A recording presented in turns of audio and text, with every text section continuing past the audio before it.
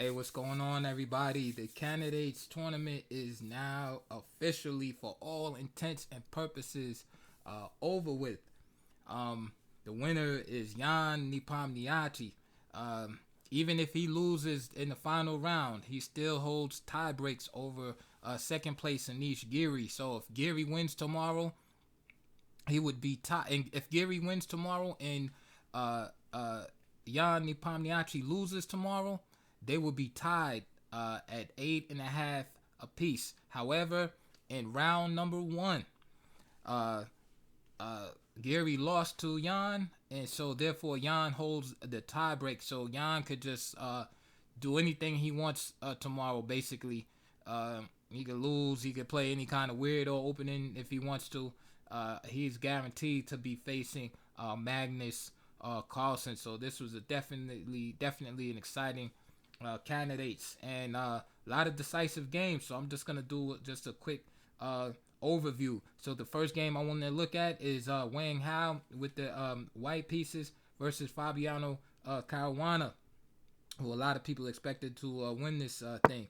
Game started out e4, c5, knight of 3, and we have Sicilian, c3 Sicilian, avoiding the main lines, or if you want to call it Alpine variation by white. Knight of 6, e5, knight d5, d4.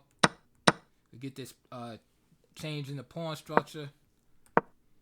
Nothing too serious for black to worry about, but avoids extensive preparation, and I think that's what white is trying to do. The story of this game is basically that I think Wang Hao was just tired. The end of a long, grueling tournament, and he basically, you know, is playing for a draw here. You can see position is quite symmetrical. Okay, Fabi has the bishop. So what? And this game is just dead. You know, in more ways than one. All right, it's boring. It's equal. You know, but they play on. And fatigue is definitely a factor in chess, and this is why I believe this game has a decisive result. Literally, both players aren't really doing too much. All right, Fabi is just making moves where, basically, moves that he's required to make. Right, he has to move, and he's gaining a little space. He's taking some chances. However, it's not not too big of a deal.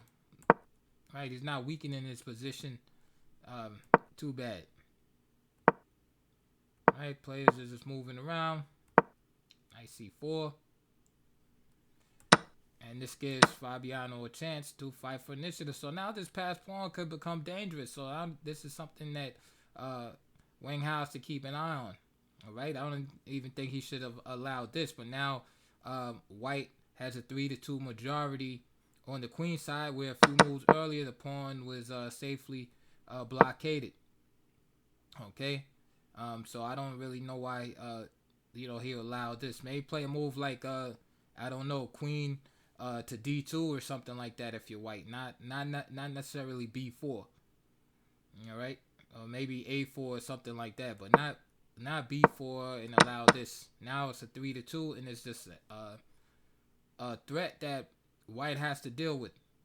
Now again, is white lost? No, but why turn the drawer's position into a position where black has some chances to play on for a win?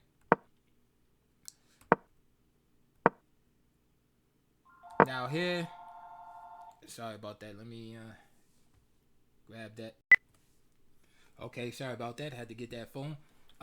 So Fabi here plays this move, bishop f7 here.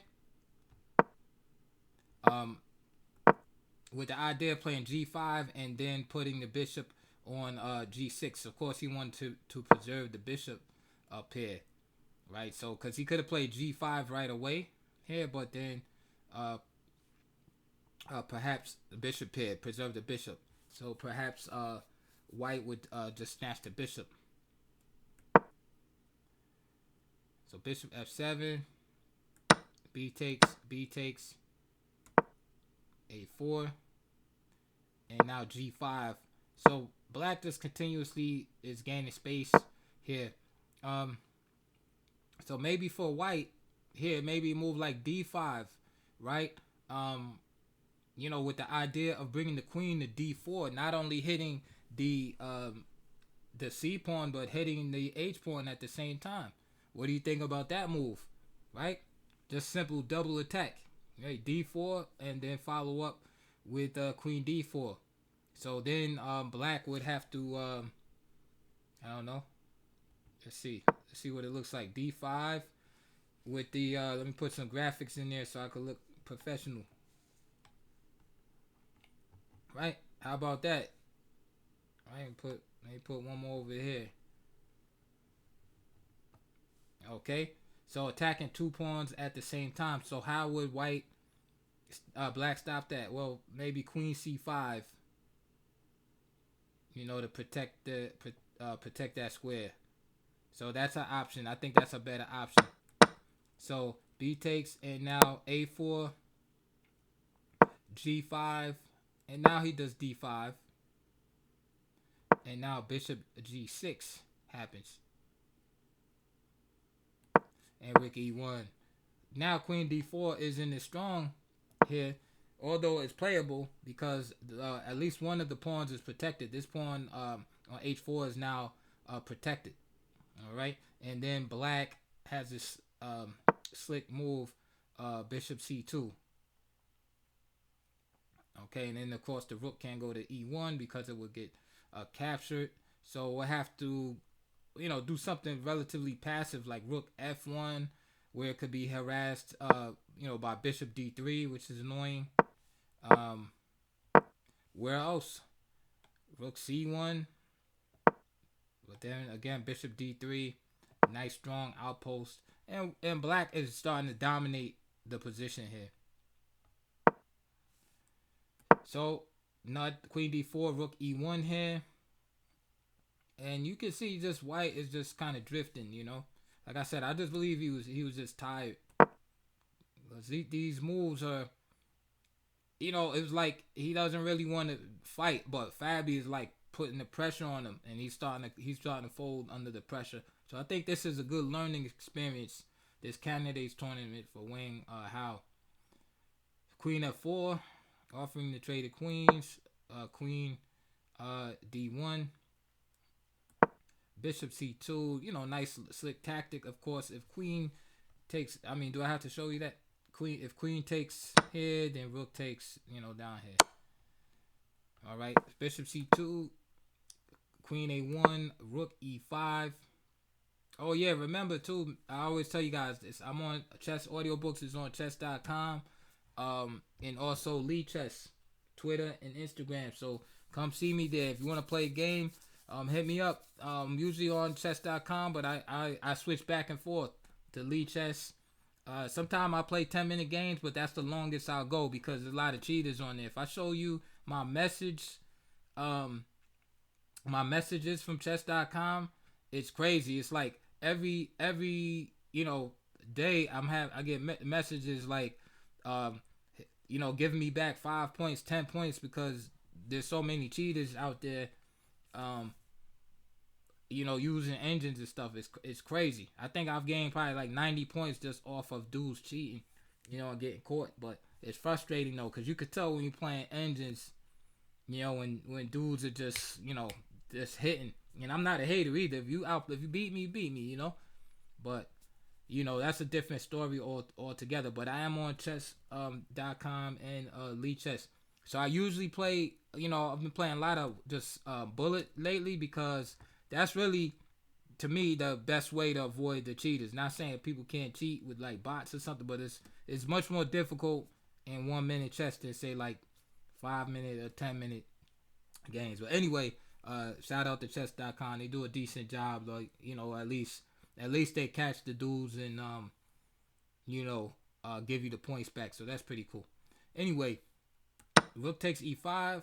Queen takes e5 from Fabiano, and now you can see this pin right here. On this knight, this is a skewer here. In other words, this knight cannot move to anywhere safely without dropping the queen.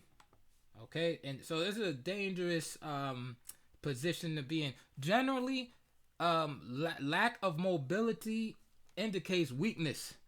So if your position is getting stronger, your options will increase. The move options will increase. That's a telltale sign. If you start not being able to move, your position is becoming trash.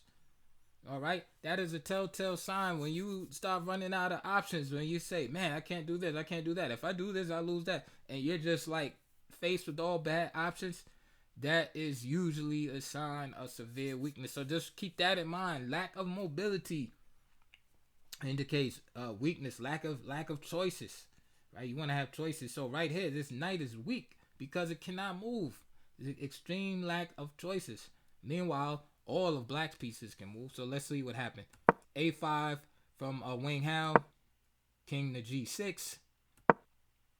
King H1. This is like the nail in the coffin right here. Because King H1 allows this tactic Bishop E4. Remember, I said that this knight here was weak because it can't move. And normally the knight would just simply capture the bishop. Okay, but it can't because of the queen vulnerability on A1. So the bishop is just simply going to capture this pawn right here. And there's nothing that Wang Hao can do about it. All right, just like that, simply drawn position turned into a loss. D6, Bishop C6. Okay, of course, FIDE is not going to make the beginner chess mistake of capturing the pawn with the queen, and then the bishop is captured on E4.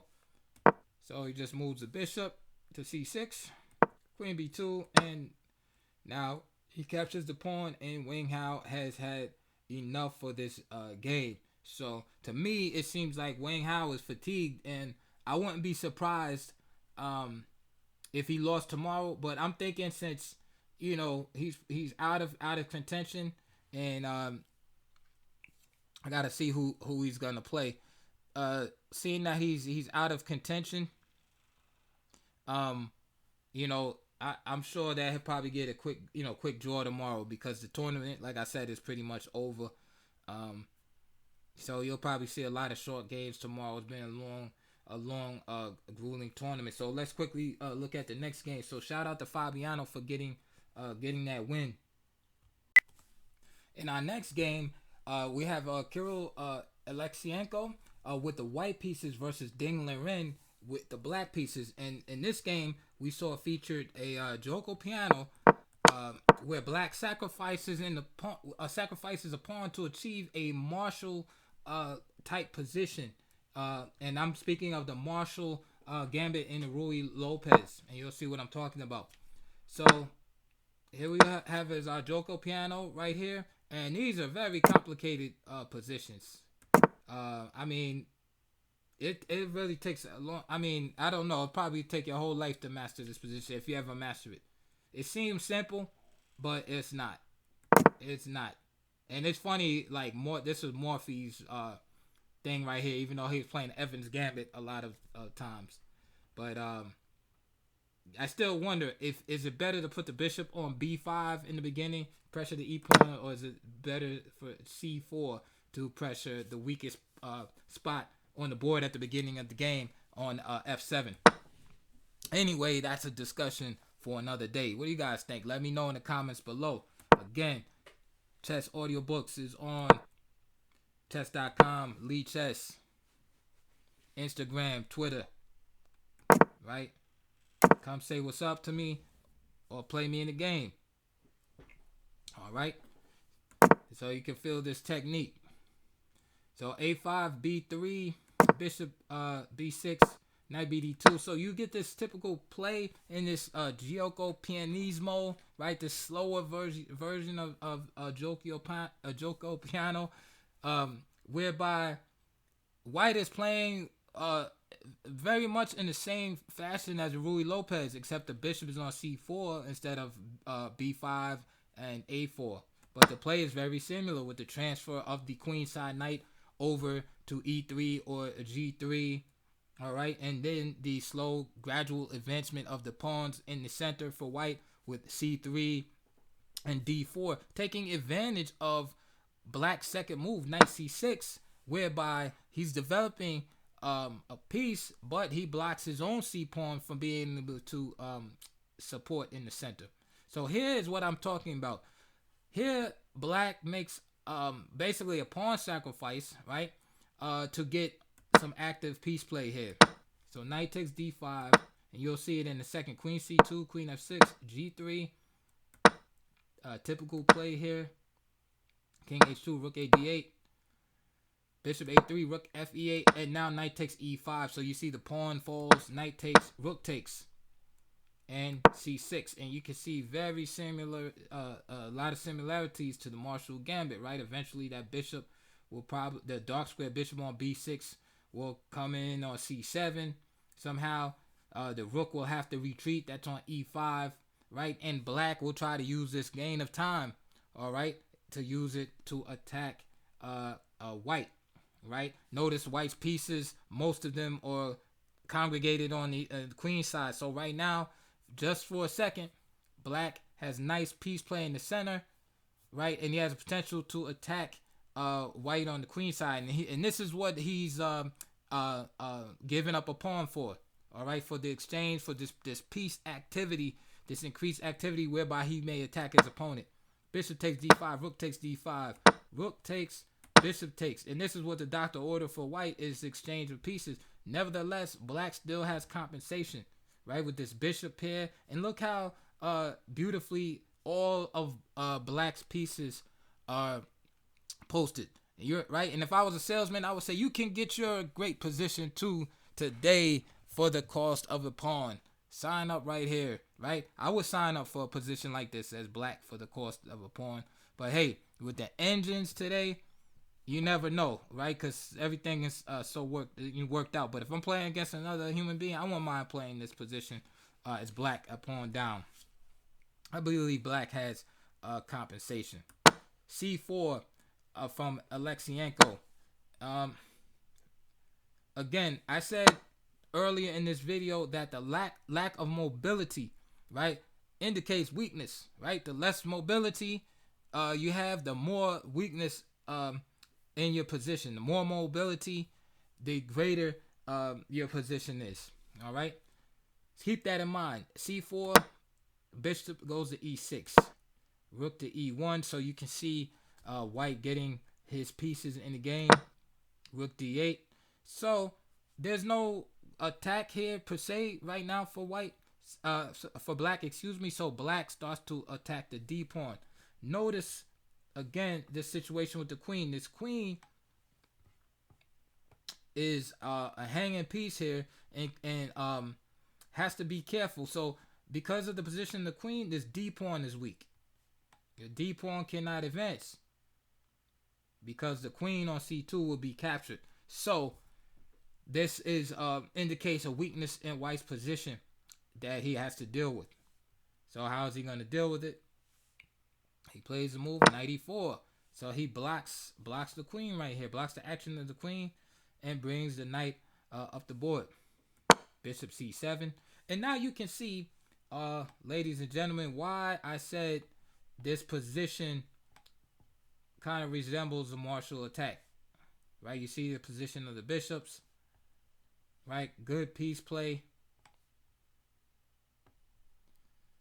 And I love using these arrows. Right? I don't even need all these arrows, but it looks good.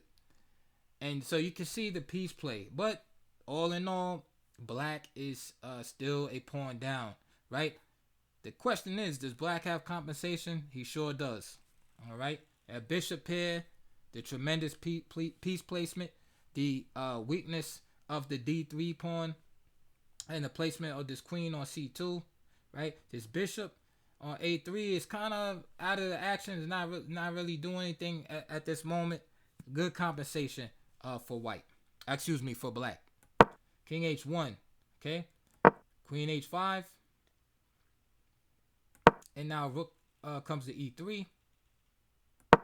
Queen e5. Wow. Threatening mate. Okay. Threatening mate and also keeping an eye on this square right here. All right. Not allowing white to alleviate himself of that weakness there. Knight goes to g3 to avoid the mate. Queen a1 check, a little harassment. And king h2. Notice this move right here. It puts the king back behind the knight.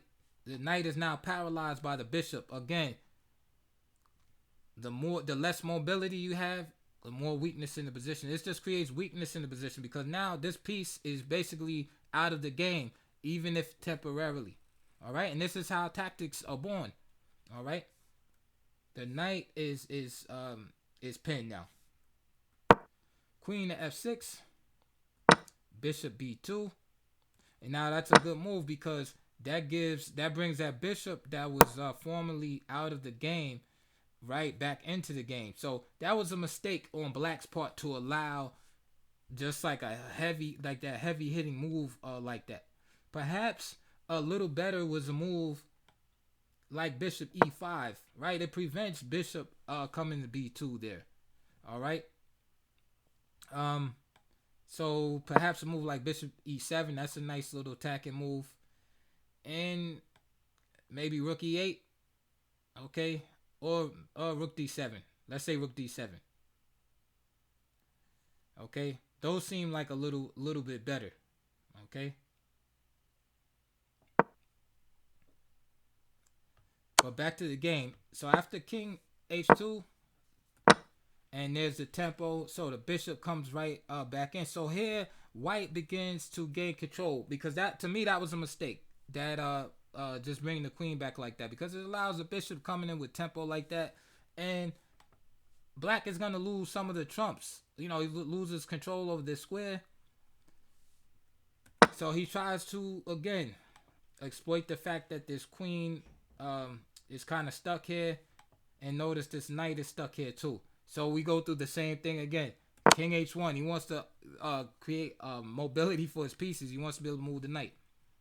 Bishop b6. Remember, black is a pawn down. He has to be dynamic. Rook f3. Bishop c7.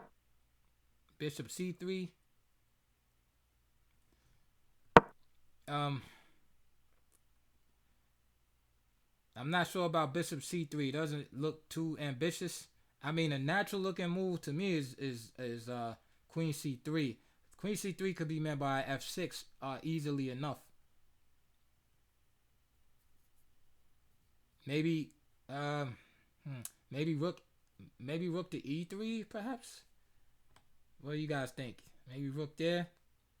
Another idea is queen here. I'm trying to improve the pieces because again, this has been a theme the whole game.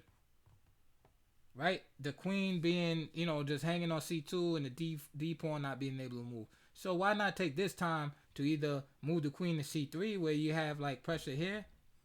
But again, that could be met by f6 and then bishop e5. So how about queen e2, which takes care of the skewer, right? And now this pawn can possibly be moved, right? Although like move like c5 is possible, but nevertheless, I think it improves the lot of the queen. That's my 2 cents. Bishop c3, b5,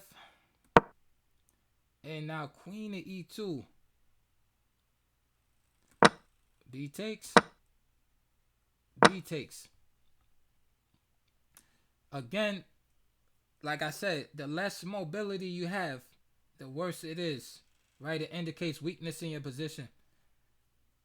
White would love to just make the natural move. D takes here, but he can't because of the weakness in his position, right? Queen b1, king h2, and then you already know rook d1. And remember what I said about this knight is weak because it's paralyzed.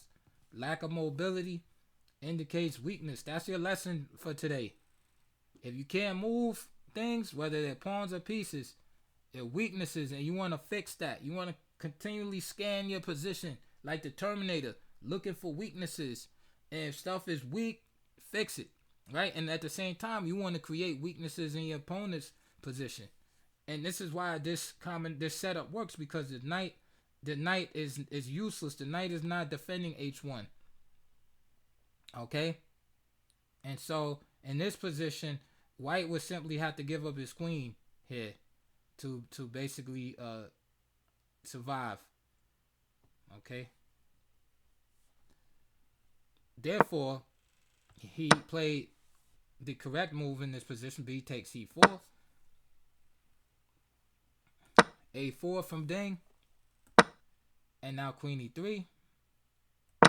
Queen g5. And now we see a bit of repetition here. Queen e1, queen g6, queen e3, queen g5. And again, if he takes here, h takes, it's still it's difficult for white here. These pawns are weak. Why are they weak? Because this one can't move, right? This pawn can't move because this pawn on a2 is hanging. Okay. This d3 pawn is still weak, right? It's being pressured by the rook, right? And again, if this pawn moves, you have to worry about this pawn, right? You also got to deal with the just simply like moves like rook b8, right? With the pressure down on the b file. Okay, so those pawns are weak. Remember, I'm saying it again. Lack of mobility indicates weakness. Those pawns are weak because they can't move without like a loss of material. So that's why that queen trade didn't occur. Alexienko, queen e1, queen g6, and he doesn't repeat. Instead, he played queen e2, and now a3. Putting money. Black is putting money in the bank for later on, right? You would love to get the rook to b1, eventually at some point. So a3, bishop b4, rook b8. Remember what I said about weakness. Why can't queen e1 was played? Why can't Alexienko play bishop a3? You already know, rook b1. Okay. It probably will lead to a draw here, but he can't. It's a weakness. He always plays queen e1. He's trying to maintain some type of winning chances. So back to pressuring the old d3 pawn. That pawn is getting bullied. Goodness gracious. Queen c3, h5. And here Ding sacrifices the pawn on a3. h4, knight e2. So he takes some space. He threatens the knight, and more importantly, opens up this diagonal for the bishop and takes away this square for the king. So now he has to worry about getting mated on the back rank. Bishop f5. Now more pressure here. Okay. Though bishop f5. And great move by white here. Knight d4. If he plays e4, then it's bad because of if he plays d4, then just bishop e4. Right? It's brutal. Okay, that loses. But knight e4 is very strong. Bishop e4. And white should be a little better after here. Black made this idea probably was a little ambitious. Perhaps better here instead of h5 was just simply rook to b8 first.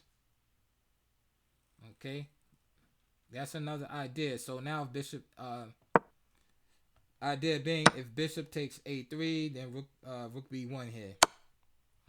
All right, queen c3. I'm taking long in this game, right? This is a good game though. This is a good game. Bishop takes a3, h4, bishop knight e2. So white is a little better, but black has bishop here, nice piece placement, right? So it's probably worth that extra pawn. So now he's 2 pawns down, right? So does black have enough compensation? I don't know. It looks good to me though. Tricky move here by Ding. Bishop e4, attacking the rook. So he's going for it. D takes. Now queen takes. And again, this is all about exploiting the weakness of this piece. Back rank. Remember, the king can't go to h2. So rook d3. Bishop e5. So pins everywhere. Queen is weak. Knight is weak. Queen is weak. All right. How does white defend this? He plays the natural move, bishop c5. Of course, if he plays bishop e2, he's thinking about c5. Of course. Right? That's, he doesn't want to lose like that. However, bishop b2 after c5, knight f3 is actually the correct move here. If bishop takes c3, then just simply rook d8, check, king h7, and the good old fork. Man. Okay. So after knight f3, another idea is, of course, rook d3, then just simply queen takes e5, queen takes, bishop takes, and maybe rook a3. And you got white has 2 minor pieces versus the rook, right? And he should make out with the extra material after bishop d6. Let's say rook takes a2, and then bishop c5 here, and you just simply end up with an extra pawn, and you have 2 minor pieces versus the rook. This should work out good for white. Okay, so it's definitely counterintuitive to play this move bishop b2 on account of c5. So white would have had to look a little deeper to see that this is the correct continuation. Instead, he played bishop c5. So he blocks the advance of the c pawn and he protects. The problem is that while white's pieces are all tied up in this neat bundle, right? Everything is like skewered and pinned. This is crazy how weak white's pieces are here. In the midst of all of this, you forget that black is a piece down because white's pieces are so bad, right? His pieces are still dominating the board. And so in the midst of all of this chaos, Ding just simply plays rook b8. And just like that, he's just threatening mate on the board. The queen can't lead the rook because the rook will be hanging. Okay? Of course he doesn't, white doesn't want to just give back the piece. He's trying to hold on. Bishop b4. So again, another example of how weak these pieces are. So after bishop b4, blocking the back rank mate situation, just simply rook takes b4. Queen takes b4, so now the queen is forced to lead the protection of the rook. Queen d3. Knight f3. And now queen f1, and black is winning all of a sudden. Knight g1 is forced. Bishop d1. Queen b8. King tucks himself away. And the end came after a whole bunch of checks right here. Okay. White is just hoping for perpetual. Ding was moving pretty quick at this time. And of course the checks are going to run out. There's no way to stop the onslaught from black. So nice dynamic game from Ding Liren and taking chances. And I love how he exploited the weakness of the white pieces. It was very Very nice and instructive game. I hope you enjoyed that too. Let's quickly get to the next decisive game, and then we're out of here. This last game is between Alexander Grishuk and Anish Giri with the black pieces. At least Anish Giri, one of the top contenders here. Um, would have been nice to see if he will be able to win.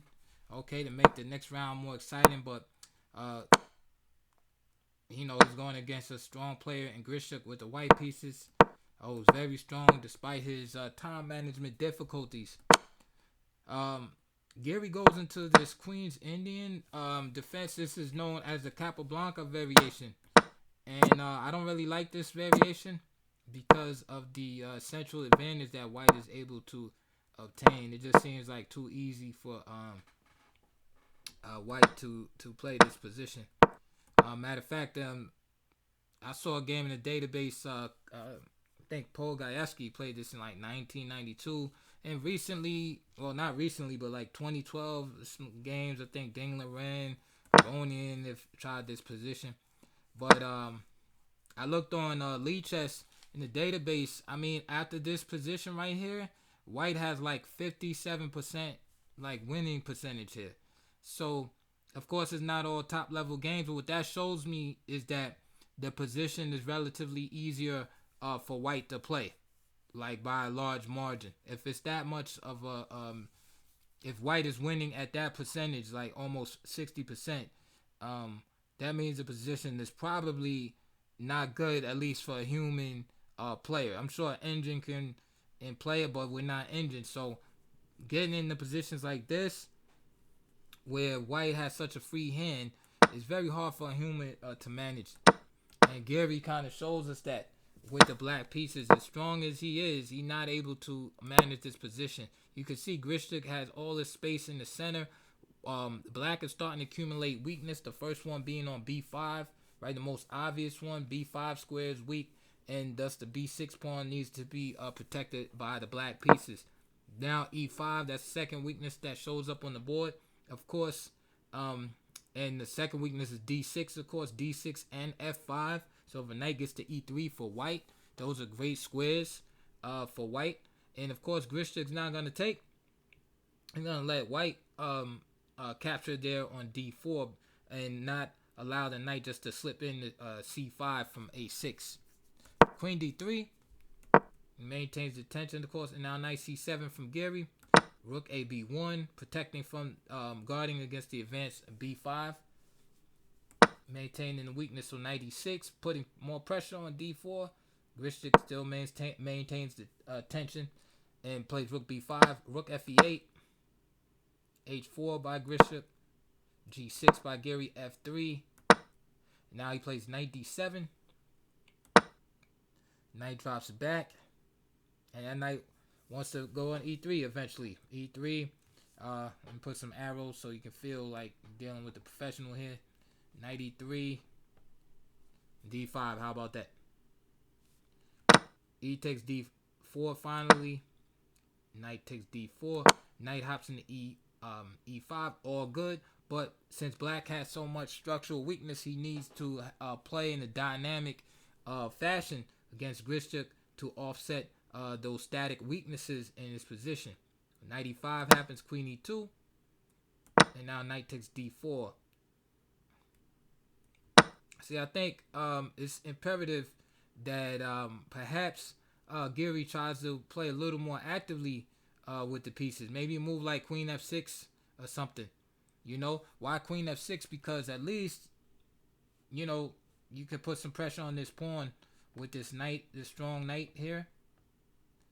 And with the queen here, you can put pressure down on F3. In a futuristic world, you can trade this knight off for this knight then, and perhaps maybe someday be able to attack this pawn. But the point is that you need some kind of dynamic chances to offset your static weaknesses. And in this position, I don't see the dynamic part from black. I just see weaknesses. Right? If you have positional weaknesses, you need to have some type of active piece play or something. Right? You can't be weak and not, I have passive pieces. Knight d4 from Gary. Rook takes d4. Knight c6. Rook d1. Again, what does black have to show for all of these weaknesses and lack of space? Not too much. Queen e6. Even here, this is what I'm talking about, playing dynamic. Even here, right? Knight c6 is alright. I mean, it's like a one move threat. Nothing is going on really on the e file here, so maybe rook here is something. At least put some more pressure on against this pawn, right? Along with the knight. Knight c6, rook d1, and now queen e6, knight e3. Now the knight goes back to e7, queen d2, and again, what do you do about this? F5, just major blunder. The game is pretty much over at this point already. It's like Gary just collapsed in this game. He must have forgot something. I mean, I have to look at the interviews, but I could just tell like he just collapsed. He either forgot something, right? He went into this like obscure looking position and maybe forgot move order or something like that, and he just gets crushed. Of course, Grist is in time trouble and crushing him, so he basically playing like speed game, like rapid game against Gary. Queens come off the board, and there's really not too much to say. I mean, now Gary's trying to preserve pieces, but it's too late. Everything comes off, and just easy end game here for Grishik. And I think here Gary's just playing on adrenaline here because this game is over. It's over now. So that is it. For the candidates tournament, I'm not gonna go over the Nipam Niachi draw against Maxime Vachier-Lagrave. He was better for a while, and then somehow it like teed it out to a draw. But again, congratulations to Ian Nipam Niachi, and I'm so happy to see a fresh face. I love Fabiano, but I did kind of want to see a fresh face. I would have been down for either Giri or Nepo to go against Carlsen, but Nepo, in my book, is like more exciting. I like the potentiality of seeing that match more than the Giri Carlsen match. Nepo is like, to me, I don't know, the closest we have to like a player like Morozevich, right? Or like a Shirov in his heyday that we've seen in a long time. And although I can't play in the style of those players, I admire their games and their style a lot. So I just want to see that style against Carlsen, right? Somebody that can calculate on the same level, if not even better, than Magnus Carlsen. That has that style. They're gonna avoid extensive amount of theory and preparation. Not saying that Nepo won't have any preparation, but his style is that he's not gonna lean on that, right? If you noticed in this tournament, you saw him playing in English on several occasions. It's C4, following up with Knight F3 and G3. He's avoiding all the opening long theoretical lines, right? In contrast to a player, say like Fabiano Caruana, who's gonna hit you with that hard computer preparation. You better watch out, or you might be in trouble. So I can appreciate this match, and I'm looking forward to it. So, will we have another Russian champion again? Right, the last one was Kramnik, right? Do we have somebody that can bring the title back to Russia? So it was interesting, and I look forward to it. All right, guys, that's it. I know this video's been long. I hope you enjoyed it. Please like, subscribe to the channel. Again, hit me up on Instagram. Hit me up on chess.com. Hit me up on Lee Chess. Let's play some mini games, and check the links below. There's DVDs, videos, and books always down there. Please support my channel in the links below. All right, guys, and I look forward to hearing from you, and I will see you soon.